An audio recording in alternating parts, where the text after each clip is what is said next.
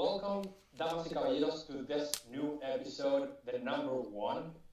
Because my guest is the number one here. I've got, this is the Acta Verba Club.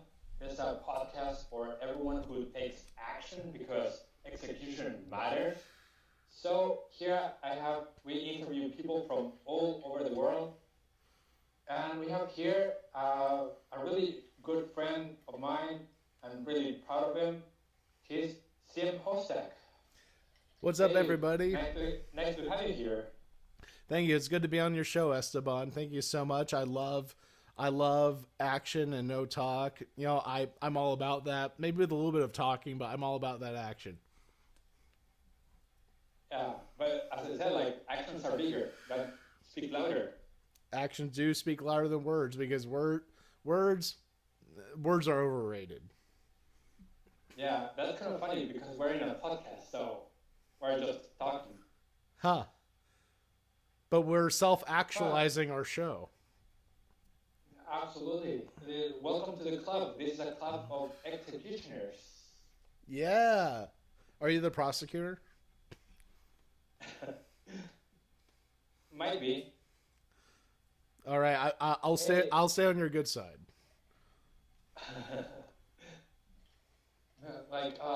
We've known each other for a few months, I think. We've connected in social media, but people don't know who Sim Hostek is. But so people can get to know you a little better, there's a silly little game called Overrated, Underrated. Have you heard of it? I have, actually. Yeah, that's I give you a word of phrase and you tell me if it's underrated, overrated, and you kind of a 1 minute answer why. Get ready for my overrated opinions, everybody. Hey, that's kind of ridiculous words and kind of answers. So I don't know. Ready? Yeah, I'm ready. You throw it at me.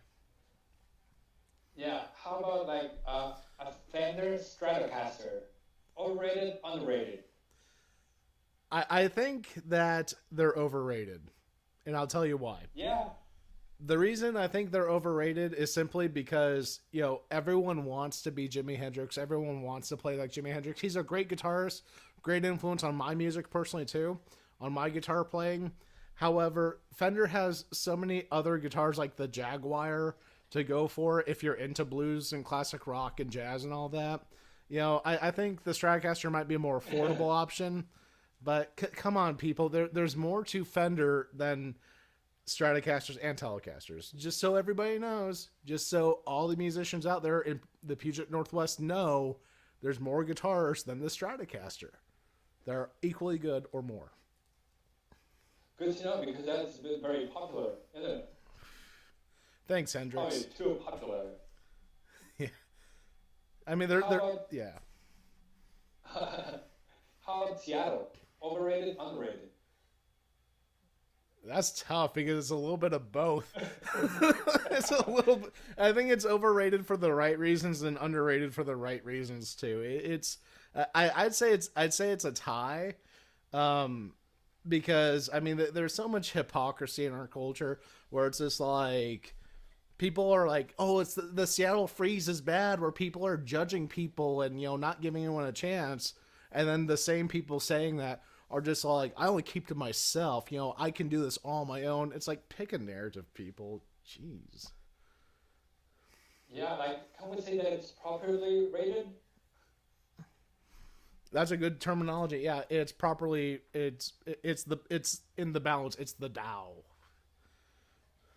Man, like, because you're my friend, I'm gonna let you get away with that. Okay. Let it slide. Just let it slide. Yeah, let my overrated opinion slide. How about Gary Vaynerchuk? Gary V. Overrated, underrated? What's your opinion? Yikes! Opinions about people now. Just as a public figure, you know, because it's now kind of a trend in social media. He's kind of a big guy.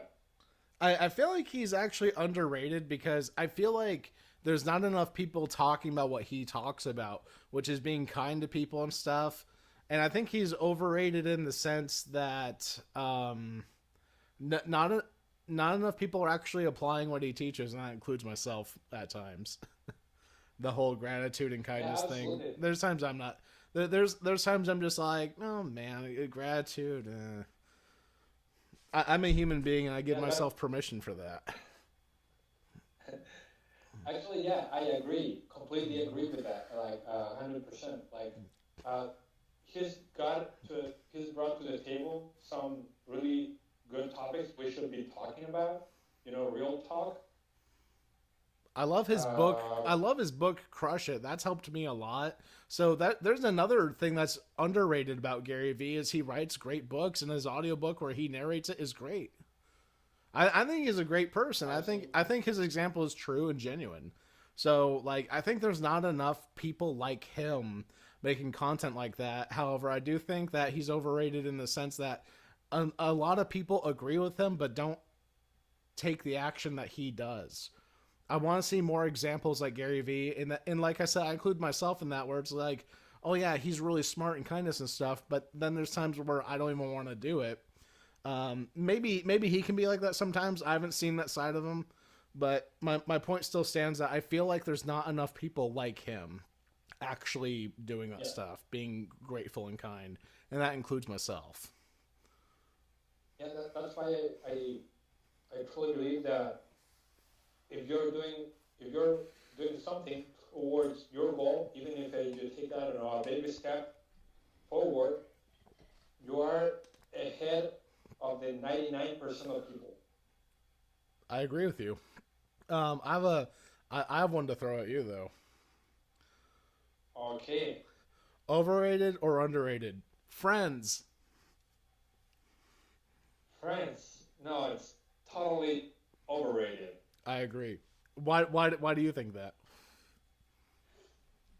Um, I don't know. There are cooler places like that. France and even French is like even like the French language. I think it's also overrated. I know kind of the culture, the food, the language, the country, everything is overrated. You know what's underrated as far as the language and culture? Yeah, go ahead. Romania. Romanian. I feel like that language is so romantic and it's so great. The culture is pretty interesting. I don't know about politically, but I do know that the food and the clothing and the aesthetics looks really cool.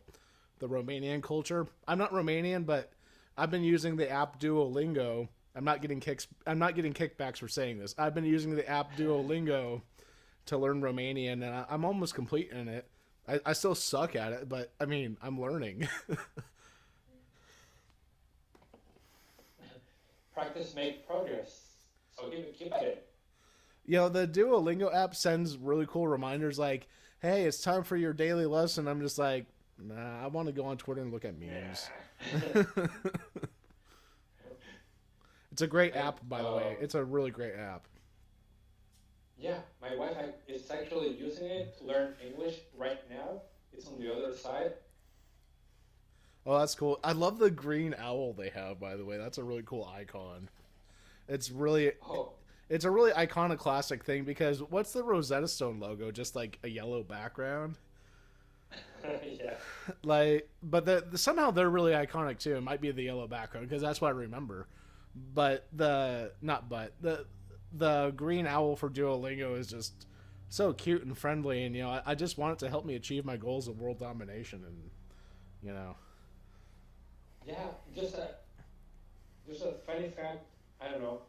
Uh, the the founder of Duolingo is actually from Guatemala. He was born in Guatemala. Guatemala. Wow, I had no idea. Yeah, I found like his name is Luis, but now he's I would say a millionaire. He sold a couple businesses to Google, so he's got a big pocket. Hey, our boy made it. One of our boys made it. Yeah, man. Think about how many people told him he couldn't do it for a second. Let's think about that. Ooh, I think I don't know how much support he had, but you know how it is. The struggle is real.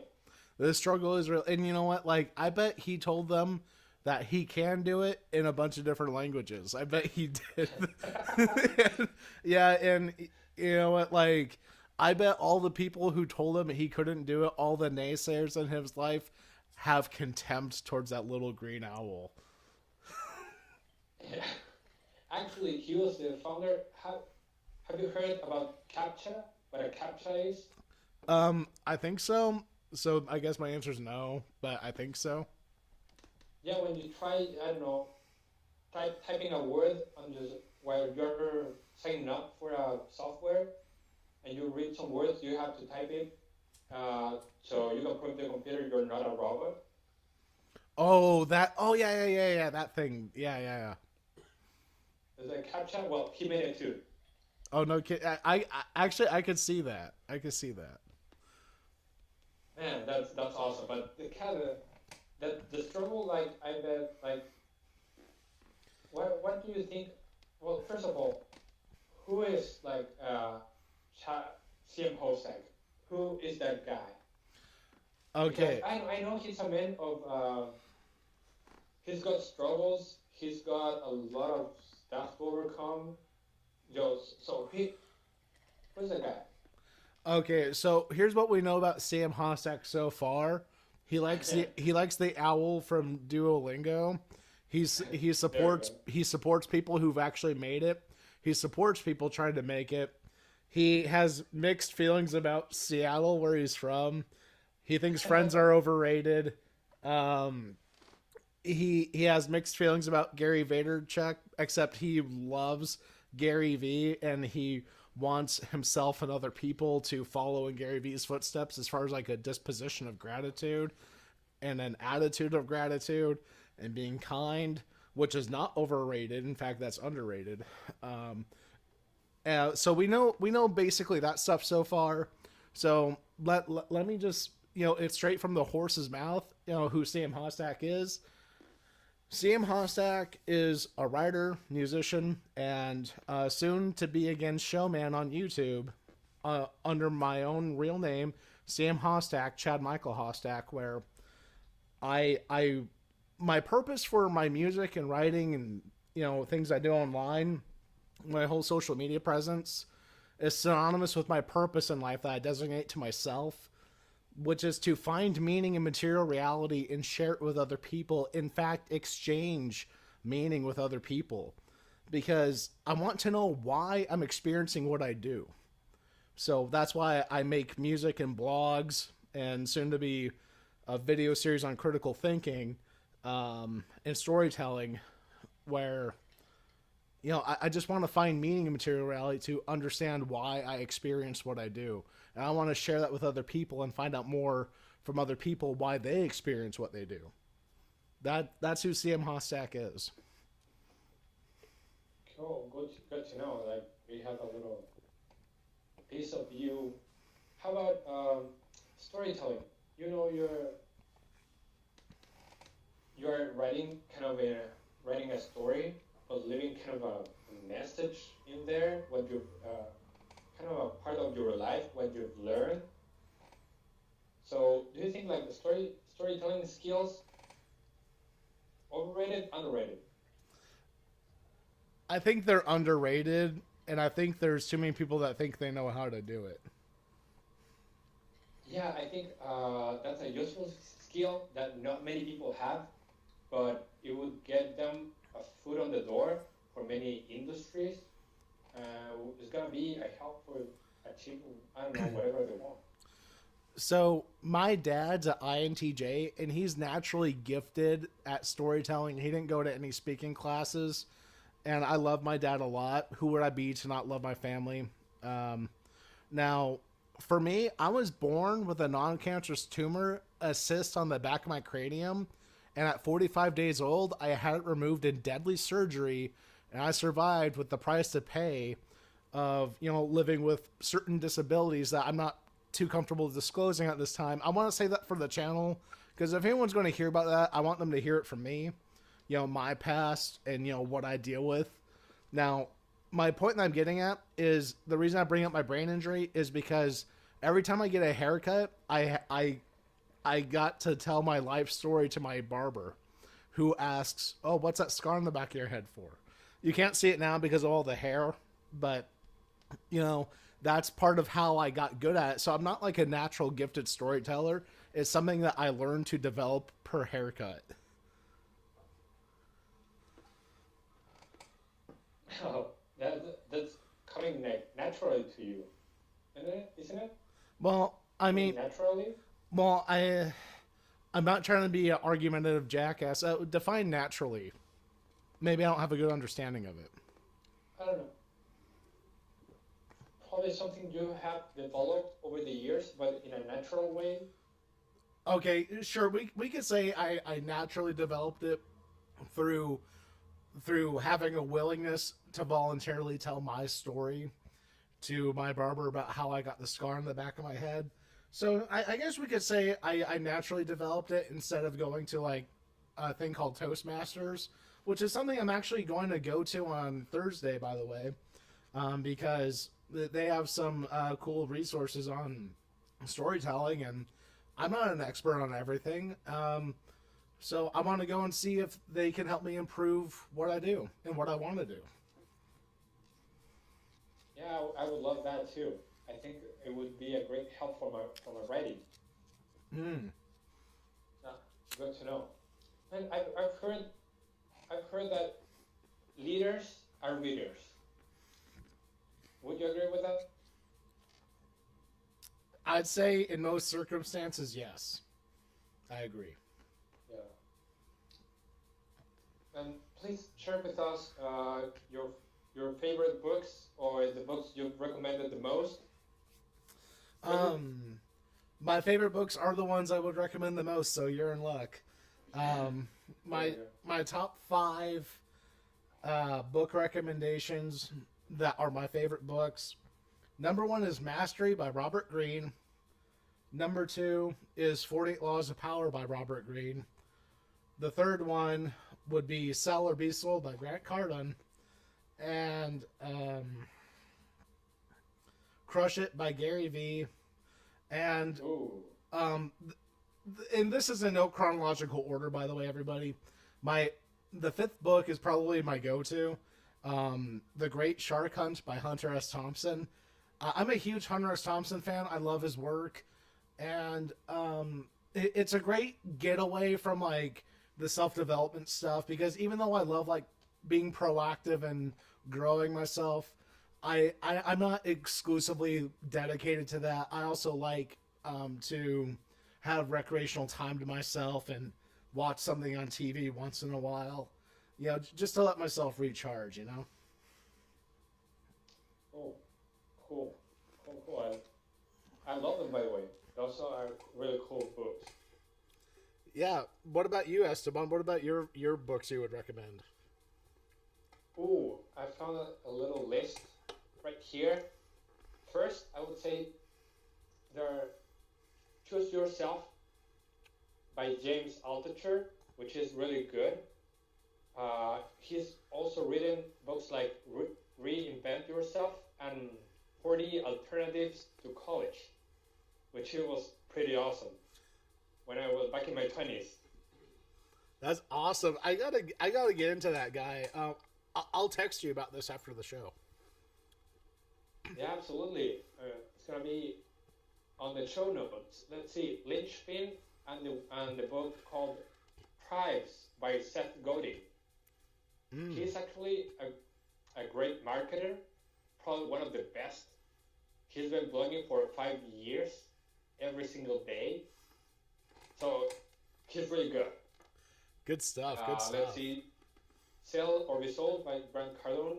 A recommendation from you, so I kind of got addicted to it. You gotta get the audiobook where Grant Cardone narrates it. I love the way he says why. He goes, but why? Or something like that. It's really cool. Yeah, the audiobook's a totally different story. No pun intended. Yeah.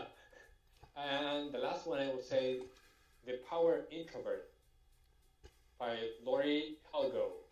Actually, he helped me a lot to discover, kind of more to embrace who I am, because I knew who I was from the very beginning. I knew who I was, but kind of that book helped me to embrace who I was, to see that introversion was normal, and actually was kind of cool. So I was I was taken with it. Hey man, I like that. That's really cool. I'm really happy to hear that. Man, like let's see, I've heard that like you're a mega consumer in the music industry, man. You know a lot about music. You've heard a lot of bands. You Who have your told you opinion about that? it. Who told you that? Man, we were talking and oh my goodness. Because I kind of listening a lot of different bands and different genres helps you to discern kind of what's good from what's actually bad music. You know, that's it kind of gets you like the ethos to say like, dude, that sounds awful. Um, I personally believe that every music genre, just like any entertainment thing, like film or like a TV show, everything has its time and place. So, is there music in movies and TV shows I don't like? Absolutely. As far as like music, um, I'm gonna tell you my top five influences in music, and they're all there for different reasons. So, my number one influence in music would be the band Filter, and then secondarily would be like Dustin Kensrue from Thrice. Um, Oh, that's a good band. yeah, and then the Mountain Goats, um, and Trent Reznor, and Jimi Hendrix. But I want to throw in Dexter Holland from The Offspring as a six because The Offspring and Jimi Hendrix, like, they kind of mesh together for me, like when I'm writing something out, whether it's instrumental or whether it's like lyrically. All of them have a huge influence on like my path musically. Even on the outside of music production and recording and stuff, music making, they have an influence on like my character. And so is Grant Cardin, but that's a different story. Good, good, good. Uh, let's see. I've got here like we were talking yesterday about who inspires you to be better, a better person, a well-rounded human being. As a Who's Catholic, else? Like, I have to tell you Jesus. Um, yeah, that's a kind of the correct answer. But as a Catholic, now let's say a mortal person who inspires me to be better. My future self, by the way, my future self is what drives me to where I go. Now, that's what drives my behavior is my abstract conceptualization of what the successful version of me is like. I think in terms of, what is future successful Chad doing with his life? What are his priorities? What's the company he keeps? What are his businesses like? And where did he go when he was in my shoes? Those are the terms I think in, and you know, uh, I think like there's self development channels like Coach Red Pill that really helped me out a lot with the way that I think about things and the path that I take in life. There's channels like that, but they're very some of the channels I watch have a weird political thing going on with them, so that's why I don't really bring them up a lot because I don't want to get caught up in that kind of stuff. But I do want to be honest about insightful videos that help me out a lot. So Coach Red Pill would be somebody that I go to regularly for insights on things. it's good, good, good. Love it. Kind of the the ideal host of them is the guy you're trying to be like. Yeah, I imagine like this is kind of a Friedrich Nietzsche philosophy. I think, where I think it was him who talks about imagine the best community member possible and do everything that person would do. And for me, as a human being, I fall short of like even the most realistic standards, and I'm okay with that. I'm not always okay with that. Um, for me, like there's times I do get depressed. There's times I do feel suicidal about things because I might not have a stable sleep schedule. I might have drank too much caffeine. You know, I'm a human being, and I allow myself. This is funny. This is a tip I want to give everyone. So I use a weekly monthly planner. This is a blank page. I actually schedule when I use my phone and when I use like devices, and I also schedule my pity party. I'm not kidding. I know that sounds really goofy, but hear me out. Like that saves. I do it in the morning, and that saves me so much grief. So like when I would go wash dishes at the job I had, you know, I wouldn't falter to my emotions because I knew at like maybe 5 p.m. I could feel sorry for myself for 5 to 15 minutes. I know that sounds really goofy, but I can regulate my mood by knowing the flexible times and places I do things, and that's why I'm not overwhelmed by technology because I schedule when I use it. I think that it's actually very awesome. And probably I'm gonna start doing that. Yeah, It's really get yourself a weekly monthly planner, bro. yeah. That's gonna be on my groceries list. When I go to the supermarket, I'll find a planner. And always give yourself a break because it takes 2 weeks to make or replace a habit. You know, it takes 2 weeks at the minimum to do that. So like when you start using your planner, you know, don't beat yourself up if you didn't make the deadline.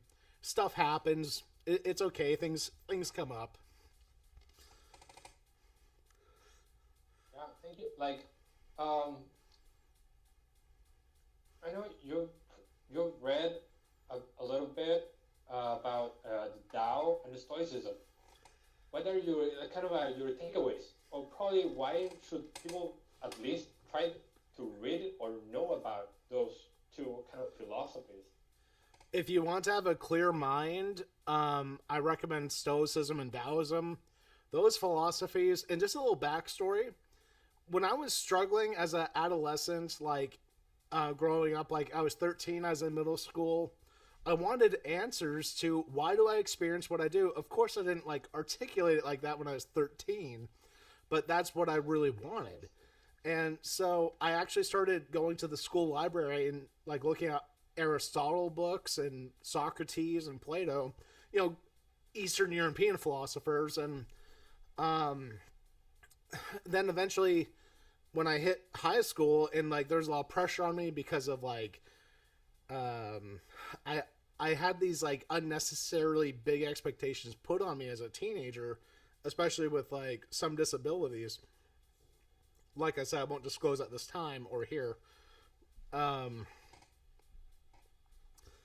like you know, I have to know this, I have to know that, I have to do this and complete it at this time. For me, like I need like more creative freedom in order to accomplish things faster. And I had this high school therapist. Her name's Nicole. She did such a great job with me, and she actually taught me about Stoic journaling. And then eventually, I started reading more about like the other Eastern European philosophers, like Niccolo Machiavelli. You know, love or hate him. You know, like he had some really good insights on human nature. And then like Marcus Aurelius, and um, right now I'm trying to get into Seneca, but that's a different topic.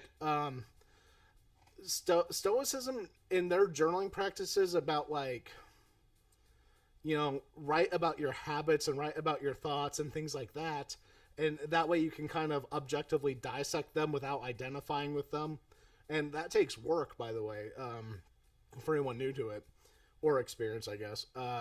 It it took a lot out of me to really find out what my values are, my core values, and what I actually value. So there's some of that, and I actually applied that tactic, that Stoic journaling practice to my escapism habits. I don't know if that's like a thing, but for me, I decided to do that. And that's why I started getting more back into music because that's where my escapisms were really about. And as far as like Taoism, to me, that's an Eastern Asian philosophy that has a more emotional approach to mindfulness, when in contrast, Stoicism has a more scientific approach to mindfulness, which are both great. And those are just my opinions on the differences. But either way, it leads back to mindfulness. And to me, mindfulness is when you separate yourself from your thoughts and your feelings and you're able to observe rather than interpret. Like, we're great observers and poor interpreters. That's an Abraham A. Lowe philosophy from his book Mental Health Through Will Training, where he talks about the difference between objective observation and emotional interpretation. Taoism and Stoicism are really great at just being the observer and making decisions based off that. It might not be entirely factual because our emotions constantly cloud our judgment. However, we're able to make more ethical and accurate decisions through mindfulness. So, if you're a more emotional person, definitely the Taoist route might be for you. If you're a more analytical person like me, maybe Stoicism would be better. I personally prefer Taoism, but they're both great for their different reasons. That's good. I'm very acquainted with the Stoicism. I found it like I would say 5 years ago, and it helped me a lot to be, I don't know, to have, as you said, like a clear mind and kind of accepting, not probably fate or destiny, accepting what you cannot control and just focus on what you can control, things that are kind of in your reach. That really hits home with me because that's what Nicole taught me first about that. That she taught me that first, and that really helped me a lot throughout life. And it just hits home with me when you talk about that. It's incredible. It's very useful. I totally recommend it for everyone. And actually, reading one of your tweets, I don't know. I really love it because it's kind of we all to that. Probably the one who's listening also is gonna relate to this because everyone has their own challenges. We all know that. We have struggles. Even we have to face every single day the naysayers or even haters on social media. They tell you like because since here success is different when nobody believed in you. And probably happened because I'm coming for that day because I was told I couldn't have it. And Yeah. I'm kind of let me tell you, I'm obsessed with that. I'm just obsessed. Like I don't know. All right. I kind of I'm actually I don't know. That's not the place to a rant right now.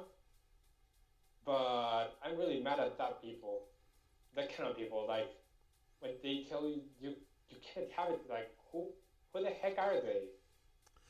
Um. So that's the thing. Back to the Stoic practice. My quote is a great example of recognizing what's in your faculty. So yeah, by the way, I have contempt for those motherfuckers too. I do. Like you're going to tell me that I can't succeed in what I want to? Go fuck yourself. Like for me, I'm going to come for that day of success because I was told I couldn't have it. Because honestly, like when I post a blog or I write them or music or whatever, I'm doing it simply to like use social media as a host for my insights. However, I also have this drive to like really get my content out there and make more connections because I was told I wouldn't make it doing that. And, even by some of my own family, you know, past friends. And, whenever someone naysays to me, all that really translates to me is that I've outgrown you. That's what that means to me. Absolutely. And For anyone out there dealing with naysayers and you got something cool that you're trying to turn into a business, like I am, like I'm not, it's not a business yet, but eventually it will be. Like, keep going. Just remember what's in your faculty is you can go for that day, regardless what people think. And it's going to be tough. Like when you choose freedom over belonging, and a lot of people want you to belong to their collective of like 9 to 5 culture or something. A lot of people are going to hate you because you're becoming a better person than you used to be. And my theory around the reason that happens is because they're forced to change the way that they see you, and they don't really know where they're going to be in your life. So a lot of the times the naysaying is actually inadvertent discouragement when it's not meant to be. Like a lot of people love you and they want you to be secure and things like that. However, like my philosophy is love does not trump boundaries. Love does not give you an excuse to discourage me from being who I want to be. And, like it doesn't always require a go fuck yourself. Sometimes it's just more like, hey, I understand where you're coming from. And I love you too. However, I have to do this. I have to self-actualize myself in order to be at peace. Sometimes it requires that when like say you're someone like me who's emotionally intelligent enough to know where it's really coming from. However, you are going to have friends, family, and other haters or whatever you want to call them who will naysay what you're doing from a place of jealousy, envy, contempt, or whatever. And you don't have to tell them to go fuck themselves. It just feels really good. But you don't have to tell them that. Just go live your life. Go live your life the way you want to. Think about the lifestyle you want to have and get to it. I know easier said than done, but to me, that's the answer. It's worked for me so far. Yeah, well, that's one of the reasons why I'm doing this podcast. To come to telling people we can all do it. Even though, we haven't made it yet, we have a long way to go. We have just barely started, which is a good thing. Give us the the title of underdog. We're not expected to win, but boy, we'll be fighting for a long time. We've got the energy, we've got the persistence, so we're gonna make it. But I would that's a present. Oh, just go ahead. Tell me. Really important thing. Like I want to tell everyone, don't cut people out just because they naysayed you or something. Because everyone's any connection is valuable because everyone's got valuable information one way or another. And when people try to communicate to you, they're really trying to tell you something valuable for you. Even if it is a naysay. And here's the thing: is always leave open doors with people. That's what I do. I like to give people equal room to grow that I want because I think that would work out best. For me, I don't run into reasons where I would have to totally cut somebody out of my life. I'm not like that. For me, if someone's naysaying me or they're yelling at me or they're being abusive in some way, I don't just close the door on them. I don't do that. What I do is I shift my focus onto my priorities and I just stick with that. And until they're, and it's also I'll communicate it with them too. I'm just hey, I want to be around people who are encouraging me to do this with constructive criticism. If you're not able to give that to me, then I'm just going to have to focus on people like that. But you can still be a part of my life. However, I'm just telling you what I need from you. But you know what? If you're able to give that to me, let me know what you need from me, as long as it's not quitting what I love. So that's just some insights I want to throw out there to people, who are kind of into the cutoff culture bullshit. Don't cut people out of your life. Quit throwing labels on people like toxic and stuff. Jackass is fine, but not toxic.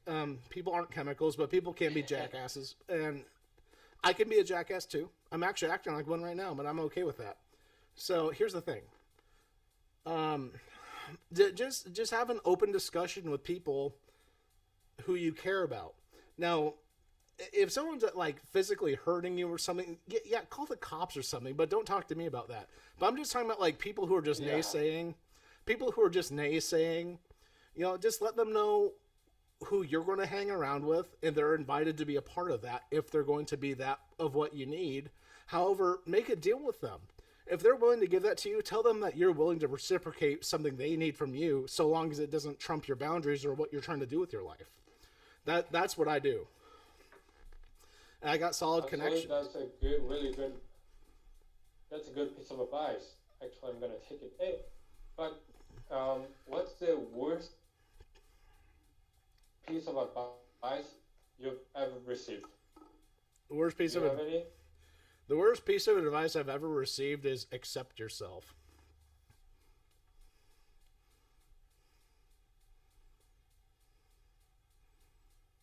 Yeah, how so? Well, if I'm okay the way I am, I have no reason to improve.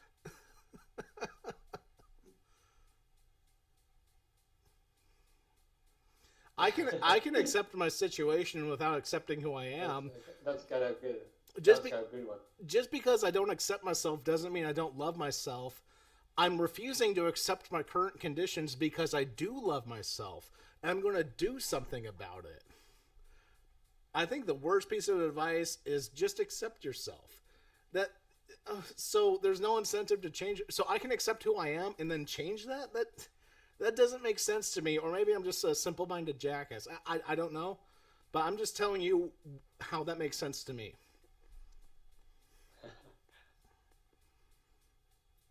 Being honest. Yeah, it works different from different people. So that's really good. That's a difference between like conformity and love, because you can love yourself in every single stage of your life while you're growing, but accepting is kind of like getting stuck, just being comfortable there, not giving room for improvement or I don't know growth. That's So beautifully put. that's good. I really love that. That's beautifully put, by the way. Thank you for Let's talk that. about future. Oh, Talk about I what? really appreciate it. You're welcome. Uh, the future. The future. So, yeah, you'll be having soon a YouTube channel. Oh God. Yeah, So that's true. what can people see there? People will see where I teach critical thinking through storytelling, and you guys are also going to get a podcast out of me. I'm not sure what that will be about yet. I don't like pretensing my stuff because then I kind of talk myself out of doing it. But you see my screen back here that I'm going to iron out. I got my lighting set right there. You guys can't see it. Got my microphone. Like, I'm definitely going to do the critical thinking series because I don't think there's enough content really teaching critical thinking. And I want to teach through storytelling because I think that will drive the point home. And I love telling stories from my life because you remember on a different call, like I told you the Legend of Nicotine Patch Kid. You guys are also going to get that out of me too. You guys are going to get personalized stories that actually have a point. That's gonna be a must have for the second round of this talk, the part two of the CM host deck. Oh, thank you so much. I'm excited for part two, baby. Let's get it. I'm excited. Yeah. Oh my goodness. Well, man, like, where can people find you online? Because you have Twitter, Instagram, or you have a SoundCloud account, I think. Yes. Right now, my Just blog. tell my people where they can find you. All right, here's where you guys can find me and more of my absurd comments and actually serious insights to give. You can go to my blog at it's cmhostak, cmhostak.wordpress.com, soon to be cmhostak.com. You can find my Twitter handle at cmhostak, and same thing for my Instagram, and my SoundCloud is /CMHostak. So you guys can find my music content, stuff I put on Instagram, my blog, and my Twitter. Connect with me on Twitter where I tear down others to feel better about myself. I'm kidding. But yeah, connect with me on Twitter. Connect with me on Twitter. I love talking to people. And if you're cool, I'll follow you back. Man, good to know. I really appreciate you being in the show, and I know you are kind of an exclusive member of this club. Yeah. I'm part of the Action and Not Talk Club. I love that. Yeah. Yeah, like I want to give absolutely like. May I give a quick shout out? Yeah, sure. Shout out to our Gucci Gang Twitter tribe of Brian, my girlfriend Indy, Chris, you Esteban, and myself. What's up? Love you guys. Oh, yeah, cool people hanging out. So, just the all different weird guys just hanging out in the same social media, talking about weird stuff. We love it. Yeah, that's really funny because our Twitter tribe is a bunch of loners. Yeah. So that's probably why we don't communicate much. But yeah, I love it that much, and I look forward to being on part 2 of your show. Yeah, I really appreciate it, man. You have a wonderful week, an awesome day. Just good luck with your projects and everything you have going on right now. Vice versa. See you, Esteban. See ya, man.